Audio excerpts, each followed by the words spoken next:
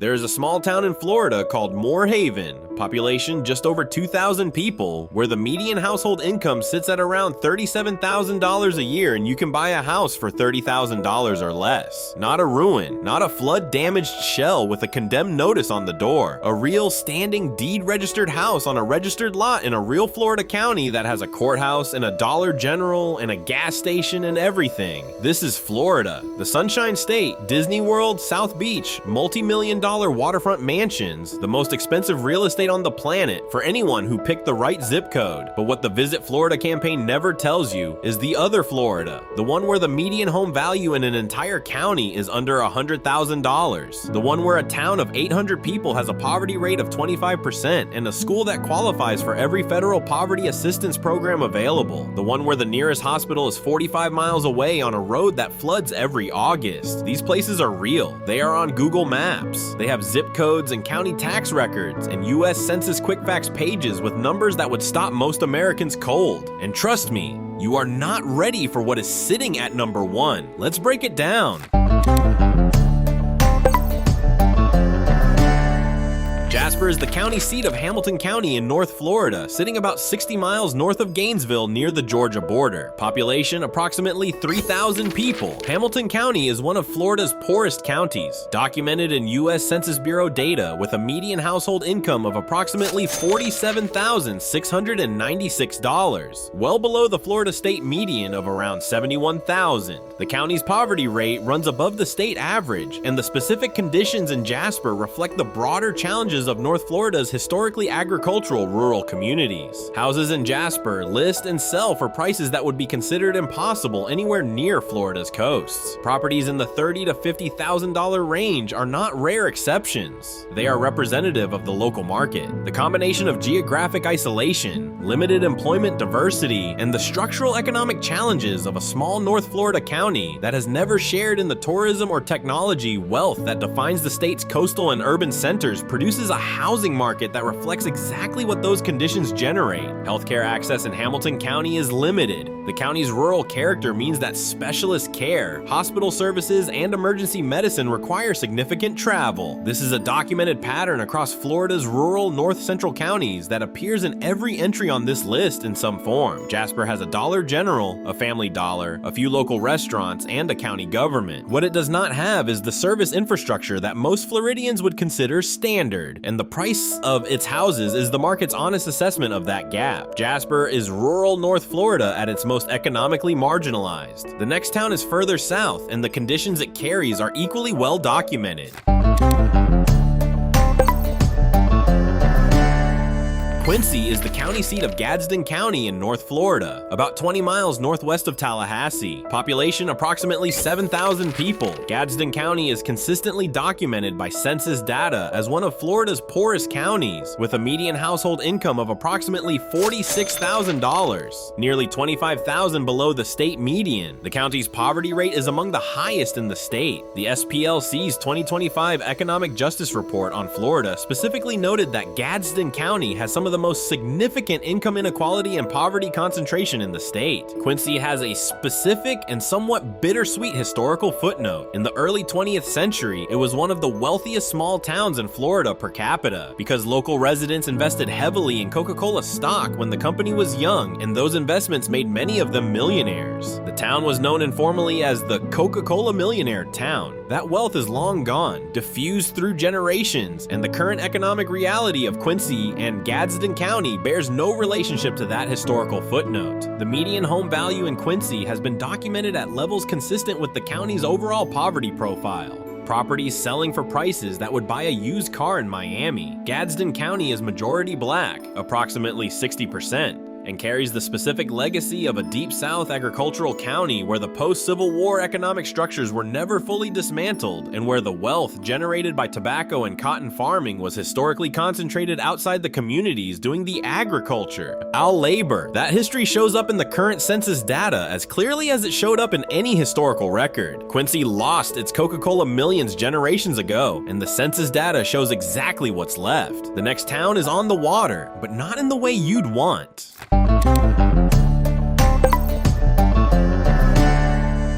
Cross City is a small town of approximately 2,000 people in Dixie County on Florida's Big Bend Gulf Coast. Dixie County has been documented as the cheapest county to buy a house in Florida, with a median home price of approximately $95,000 and individual property transactions regularly occurring well below that, including in the $30,000 to $50,000 range for standing residential structures. The MakeFloridaYourHome.com 2026 analysis of Florida county housing data places Dixie County at the absolute bottom of the state price table, with a median home price of approximately $95,000 and a mortgage payment of approximately $540 monthly. Cross City is Dixie County's county seat. The county has approximately 17,600 residents across a large, low-density area of Gulf Coast land, cypress swamps, and the Suwannee River drainage system.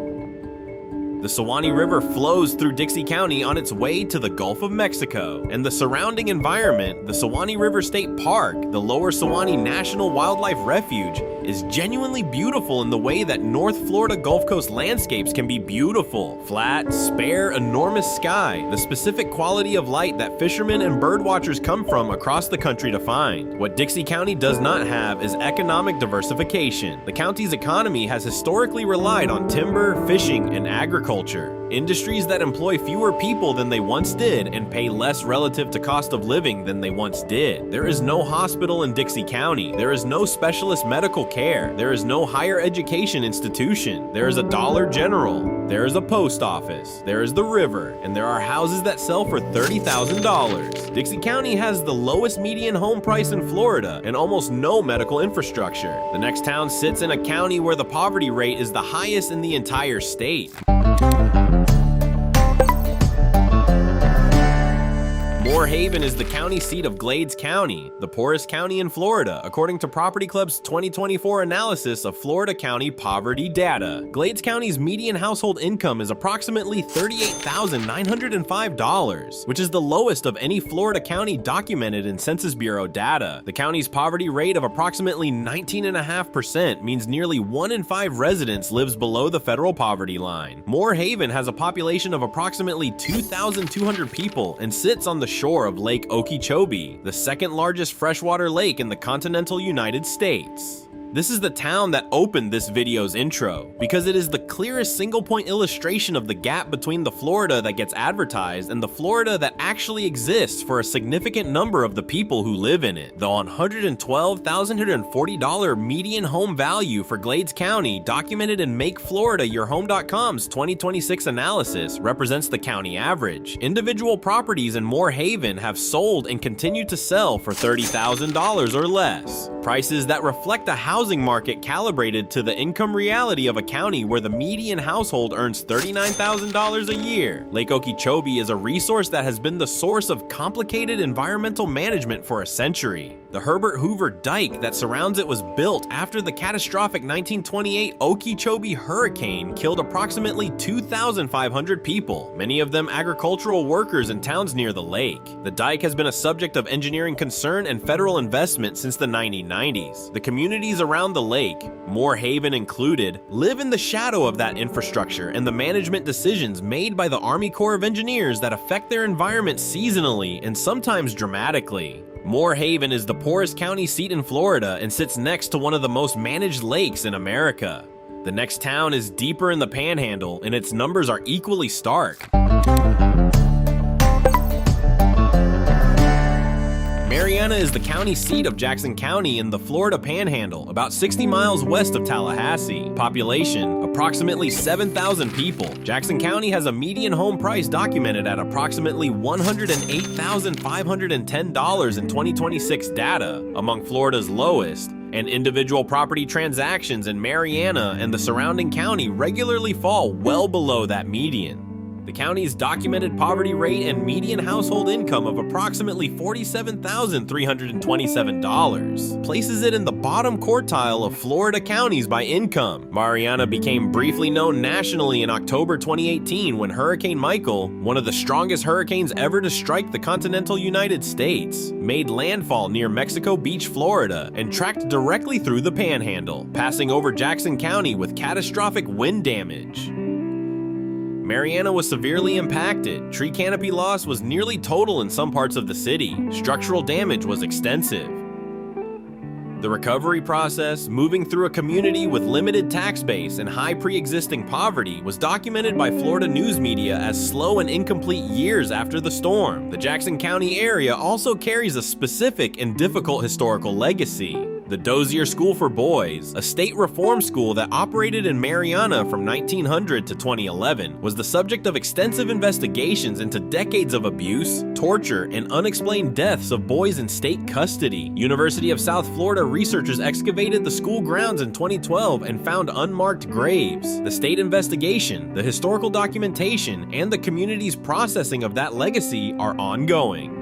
Marianna is a real, functioning Florida community. It is also a place carrying histories and present conditions that $30,000 houses are one measure of. Marianna carries Hurricane Michael's scars and a school abuse legacy alongside its poverty data. The next town is further south, and its conditions are different but equally documented.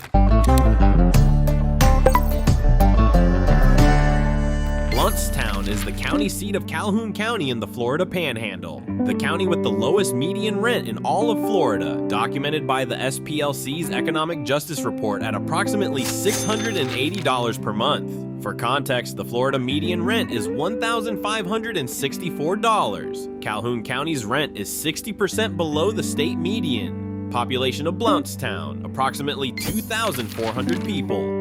Calhoun County has approximately 13,000 residents across a largely forested rural county on the Apalachicola River.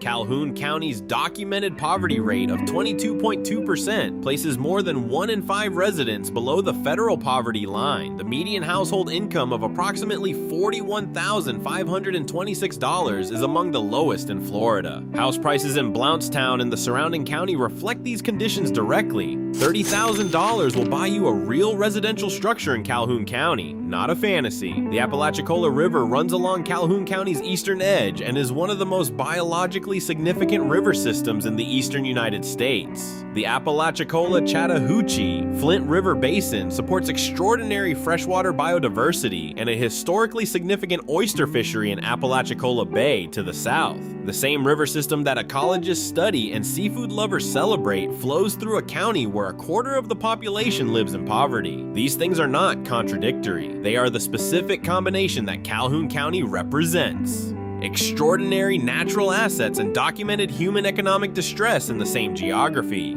Calhoun County has Florida's lowest rent and one of its highest poverty rates.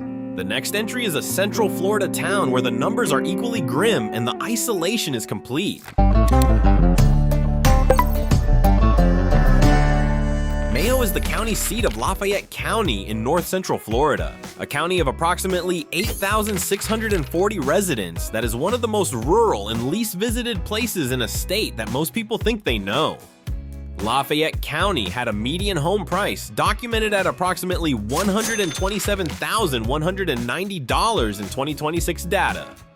But individual transactions in Mayo and the county regularly happen at prices well below that median, including in the $30,000 to $50,000 range for houses that have been on the market for extended periods in a county with limited buyer demand. Lafayette County qualifies for USDA Rural Development Loan Programs, a federal designation that specifically identifies communities where conventional mortgage financing is least accessible and where rural economic development support is needed. The county's rural designation is not bureaucratic paperwork. It reflects a real landscape, a county of 8,000 people in the middle of North Florida, where the nearest large city is Gainesville, roughly 50 miles south, and where the economy has historically relied on agriculture, timber, and the small commercial activity that a county seat of a few thousand people can sustain. The Suwannee River passes through Lafayette County, the same river that Stephen Foster never visited but immortalized in Old Folks at Home, the official Florida State Sun, writing its name as Suwannee because Suwannee didn't fit the meter. The river's beautiful, clear sprung, and runs through a landscape of cypress and hardwood hammock that has barely changed since Foster wrote about it in 1851.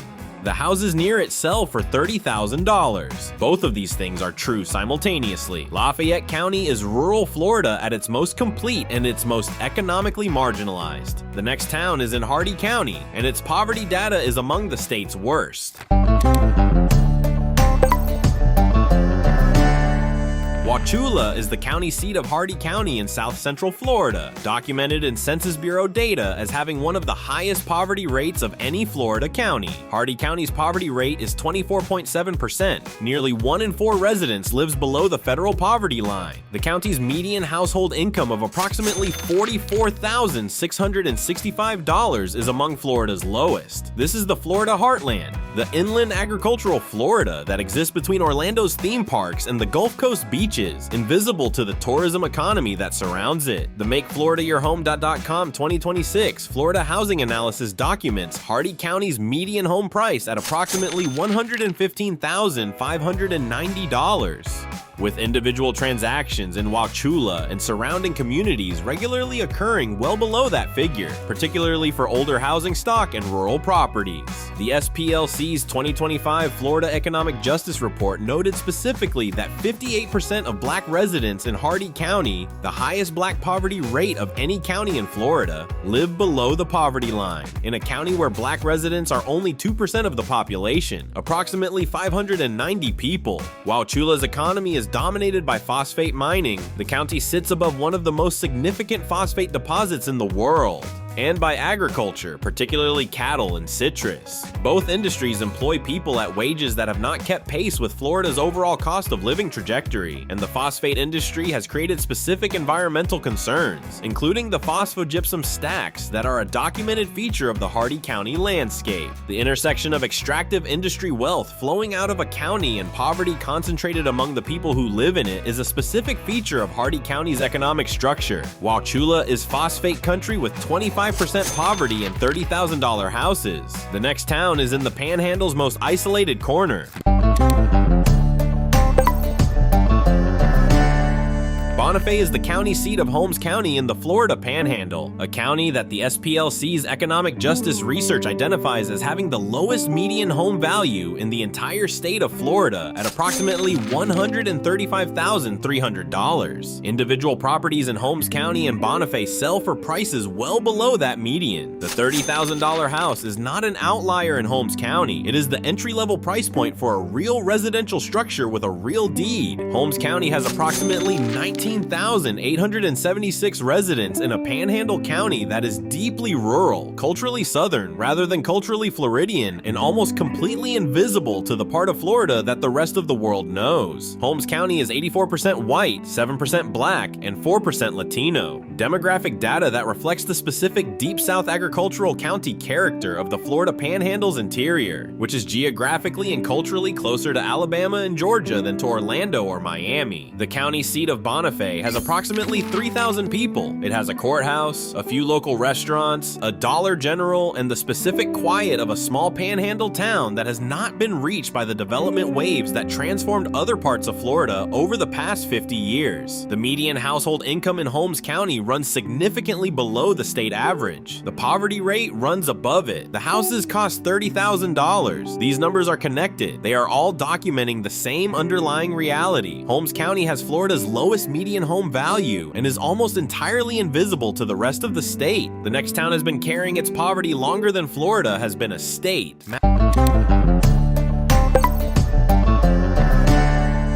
Madison is the county seat of Madison County in North Florida, about 50 miles east of Tallahassee near the Georgia border. The county has a population of approximately 18,364 people and a median household income of approximately $48,176, below the state average. The poverty rate runs at approximately 21.2%, meaning more than 1 in 5 Madison County residents lives below the Fed. Rail poverty line. Property Club's 2024 Poorest Counties analysis places Madison County in Florida's top tier of economically distressed counties. Madison, Florida has the specific quality of a small southern county seat that has been economically bypassed by everything that happened in Florida after about 1960. The old downtown has buildings from the early 20th century that tell you how the town once functioned as a commercial center for an agricultural region. The current commercial activity is Dollar General and Dollar Store level. The schools qualify for Title I federal poverty assistance funding. The median home value in Madison County is consistent with the county's income profile. Houses sell for prices that the county's median income can actually support, which is not a number that Miami would recognize. Madison County's racial composition, approximately 55% white, 40% black, reflects the specific history of a North Florida agricultural county where the cotton and tobacco plantation economy of the antebellum period left demographic patterns and economic structures that have persisted for a century and a half. Thus, policy data notes that the county's black residents experience poverty rates significantly above the county average, reflecting the documented persistence of economic inequality along racial lines in Florida's most historically deep South counties. Madison County is North Florida agricultural poverty that never made the brochure. The next town is in the swamp, and the swamp is genuinely part of the problem.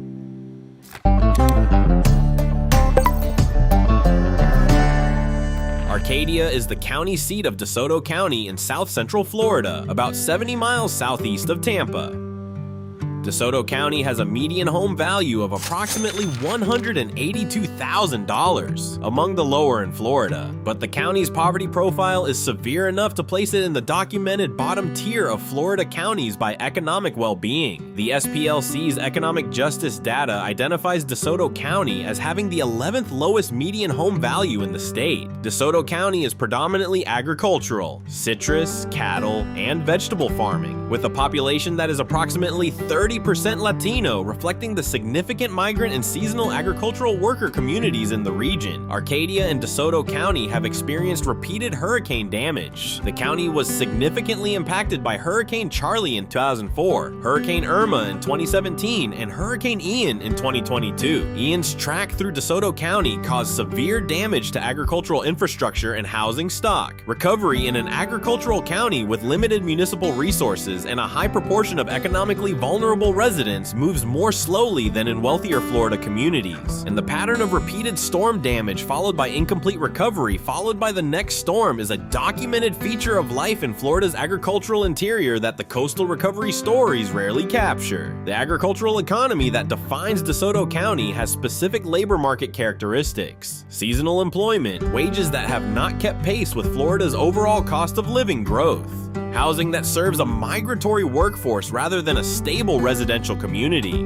The intersection of those labor market conditions with the hurricane exposure documented in the county's disaster declaration history produces conditions that the housing price data measures directly. Arcadia is citrus country and hurricane country simultaneously, with poverty rates to match. The next town is at the very end of a road that goes nowhere else. Perry is the county seat of Taylor County in Florida's Big Bend region, the area where the Panhandle meets the peninsula, where the coastline curves around from its northwest to southeast orientation into a north to south one, and where the land is flat, forested, and largely undisturbed by the development pressures that have transformed other parts of Florida. Taylor County has a median household income documented at approximately $44,985, among Florida's lowest, and a poverty rate that places it in the bottom quartile of the state. The MakeFloridaYourHome.com 2026 analysis documents Taylor County as one of Florida's cheapest counties for home purchases, with individual transactions in Perry and the surrounding county regularly occurring at prices far below the state median. The county's economy has historically been anchored in the timber and paper industry. Buckeye Technologies operated a major facility in Perry for years, and the forest products economy defined Taylor County's employment base for much of the 20th century. The contraction of the paper industry has left the county with the economic challenges that follow the departure of a dominant industrial employer. Perry and Taylor County have the specific Big Bend Gulf Coast geography that makes this part of Florida simultaneously beautiful and functionally isolated. The coast here is undeveloped. Salt marsh, tidal flats, the occasional small fishing community, because it lacks the white sand beaches that drive Florida's tourism economy. The fishing is excellent. The bird life is extraordinary. The natural environment is largely intact precisely because the development economy never arrived, and the houses sell for $30,000 for the same reason. Perry has Big Bend beauty and timber industry decline, and houses at a price point that shocks most Floridians. The next entry takes us to a community that most people have never heard of.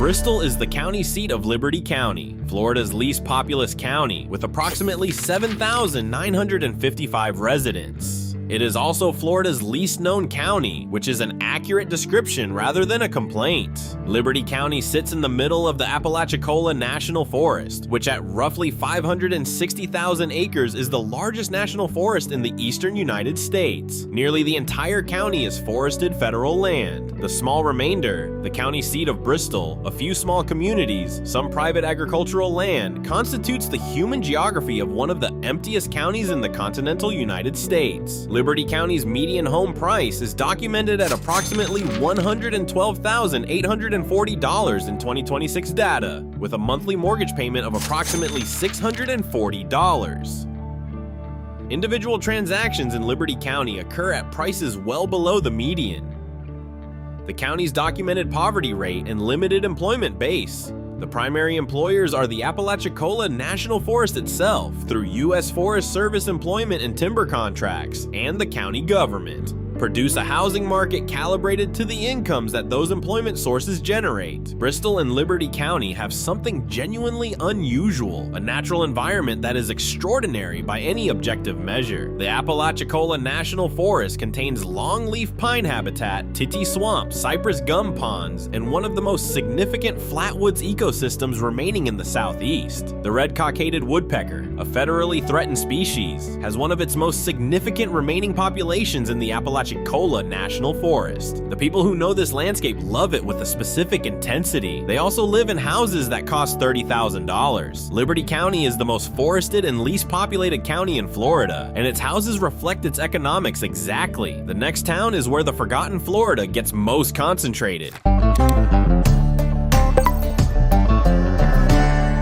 Clewiston is a small city of approximately 7,000 people in Hendry County on the southern shore of Lake Okeechobee. It calls itself the sweetest town in America, a reference to the United States Sugar Corporation, which has its headquarters here and operates the largest sugarcane processing operations in the country from the Clewiston mill. The sugar economy has defined Clewiston and Hendry County for nearly a century. It has also concentrated wealth in a corporate structure, while the agricultural workers who plant, tend, and harvest the sugarcane live in conditions that the census data documents plainly. Hendry County has a median household income of approximately $53,044 and a poverty rate that runs above the state average. The county is approximately 50% Hispanic, reflecting the significant migrant and seasonal agricultural workforce that the sugarcane industry employs. Housing in Clewiston and the surrounding Hendry County area sells at prices that reflect the county's income profile, significantly below the Florida median, with properties in the $30,000 to $60,000 range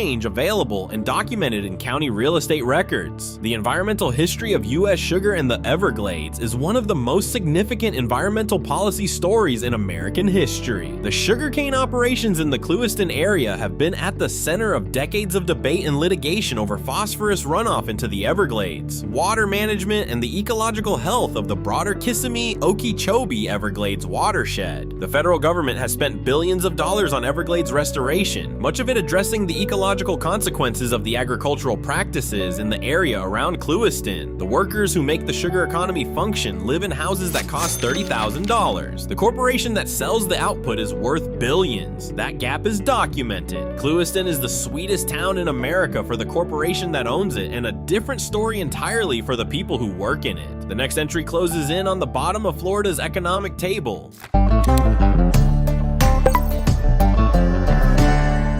Okeechobee is the county seat of Okeechobee County in the primary, a town on the northern shore of Lake Okeechobee, the same lake that Moorhaven borders to the west. Okeechobee County has a median household income of approximately $52,288 and a poverty rate above the state average. The county's documented median home value is among the lower in Florida, and individual property transactions in Okeechobee and the surrounding county occur at prices consistent with a rural agricultural community where where income levels are significantly below the state median. Okeechobee sits at the convergence of ranching, fishing, and small-scale agriculture. The town is a genuine cow town in a way that Florida's marketing machinery has little interest in acknowledging. The cattle ranches of Okeechobee County are real, working operations that have been part of Florida's agricultural economy since the late 19th century. The rodeo culture, the feed stores, the working cowboys. These are a real part of Okeechobee that exists in almost perfect parallel invisibility to the Florida that the tourism industry describes.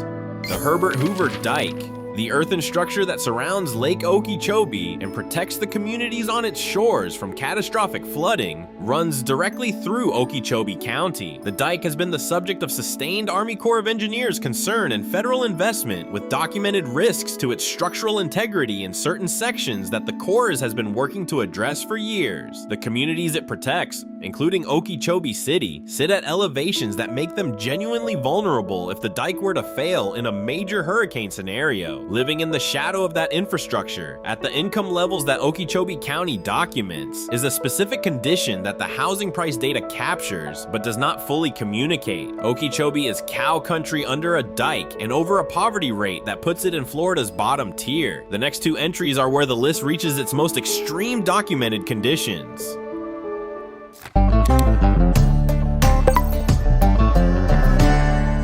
Pahokee is a small city of approximately 7,000 people on the southeastern shore of Lake Okeechobee in Palm Beach County, which is the same county as Palm Beach Island, one of the wealthiest communities in the United States. Pahokee is approximately 45 miles west of Boca Raton.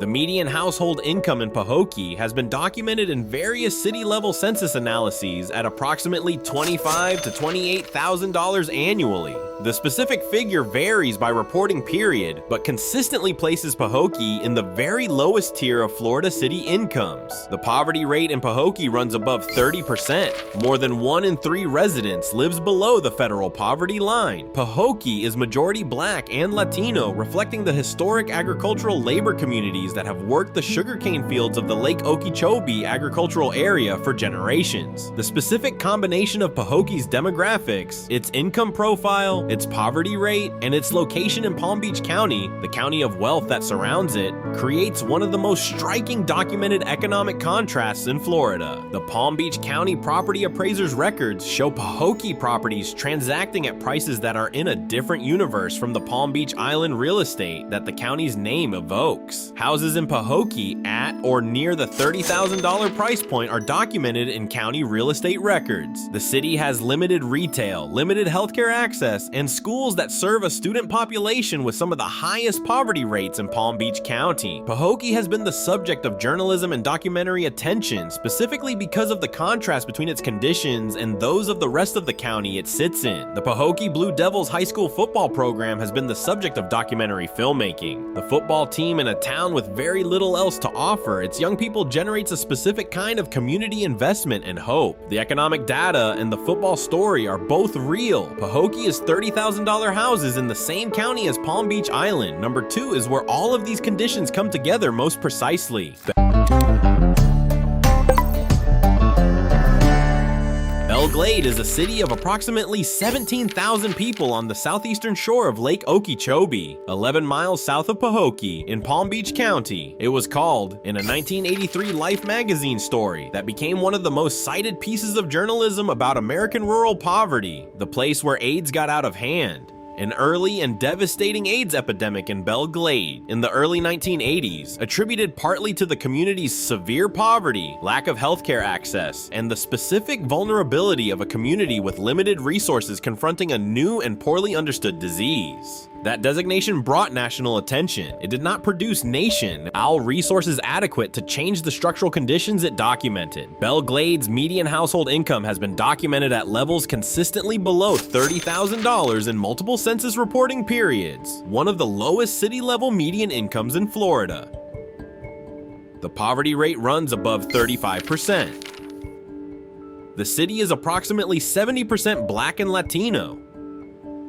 Housing in Belle Glade transacts at prices that match the income reality. $30,000 will buy a real residential structure in Belle Glade, and that figure is not an anomaly in the local market. Belle Glade calls itself the Muck City, a reference to the rich, dark, organic soil of the Lake Okeechobee agricultural basin that is some of the most productive farmland in Florida. The football program at Glade's Central High School, the Raiders, has produced an extraordinary number of NFL players relative to the community's size, documented in a book called Muck City by Brian Mealer. The concentration of football talent from a community of 17,000 people with poverty rates above 35% reflects something real about what sport means when it is one of the limited avenues available for economic advancement. The agricultural richness of the muck soil and the human poverty of the community it supports are two sides of the same documented reality. Belle Glade is the Muck City, extraordinarily fertile land, documented poverty, and houses at the $30,000 price point in Palm Beach County. Number 1 is where the entire picture becomes impossible to ignore. Immokalee is an unincorporated community in Collier County, Florida, the same county as Naples, which has some of the highest median household incomes and most expensive real estate in the United States. Immokalee is approximately 35 miles northeast of Naples, in the flat agricultural interior of southwest Florida, in a landscape of tomato fields, citrus groves, and open pasture. Population approximately 24,000 people. Median household income approximately $25,000 to $28,000, depending on the reporting year. Consistently documented as one of the lowest of any Florida community. Poverty rate above 40%. More than 4 in 10 Immokalee residents live below the federal poverty line. Immokalee is one of the most important agricultural communities in the United States. The tomatoes in your grocery store, if they were grown in Florida, almost certainly pass through Immokalee. The community processes enormous volumes of agricultural labor. It is the winter tomato capital of America, supplying a significant proportion of the country's fresh tomatoes during the winter months when northern production is impossible. The agricultural workers who plant, tend, and harvest those tomatoes live in conditions that have been documented by human rights organizations, the Coalition of Immokalee Workers, and federal law enforcement agencies in ways that make Immokalee one of the most extensively reported rural poverty communities in the country. The Coalition of Immokalee Workers, the CIW, is one of the most significant farm worker rights organizations in American history. Their Fair Food program, developed over 2 decades of advocacy and negotiation with major fast food and retail corporations, created a documented, third-party audited system of worker protections and wage supplements in the Florida tomato industry that has been called the best work in human rights today by the Robert F. Kennedy Human Rights Foundation. The CIW emerged specifically from Immokalee because the conditions there were specific enough and documented enough to require an organized response. The CIW has also been involved in documenting and prosecuting human trafficking and forced labor cases in Immokalee and the surrounding agricultural areas. Multiple federal prosecutions of forced labor networks operating in the Immokalee area have resulted in convictions documented in federal court records. Workers, primarily undocumented immigrants from Mexico and Central America, were held in debt bondage, their movement controlled, their wages withheld. These cases were not historical. They occurred in the 21st century in Collier County, Florida, the county with the Naples zip codes and the ultra-luxury real estate market. These cases are documented in federal DOJ press releases and court records that are publicly accessible. Houses in Immokalee, where they exist in the private market rather than as agricultural worker housing, transact at prices consistent with the community's income profile. $30,000 will buy real residential property in Immokalee. The combination of that housing price point, the documented 40+% poverty rate, the human trafficking prosecutions, the Coalition of Immokalee Workers' documented labor conditions, and the geographical position of this 35 miles from the most expensive real estate in Florida makes Immokalee the #1 entry on this list, not as a rhetorical point, but as the most completely documented expression of the gap this video has been describing. The same Florida that sells itself on Gulf Coast mansions and year-round sunshine is the Florida where 24,000 agricultural workers live in conditions that federal law enforcement has repeatedly characterized as slavery. Both of these Floridas are real, both are documented, and one of them is at the #1 position on a list of places where houses cost $30,000. If this video added something to your understanding of Florida that the tourism industry doesn't volunteer, subscribe, drop your perspective in the comments. If you are from one of these communities and we missed something important, tell us. See you in the next one.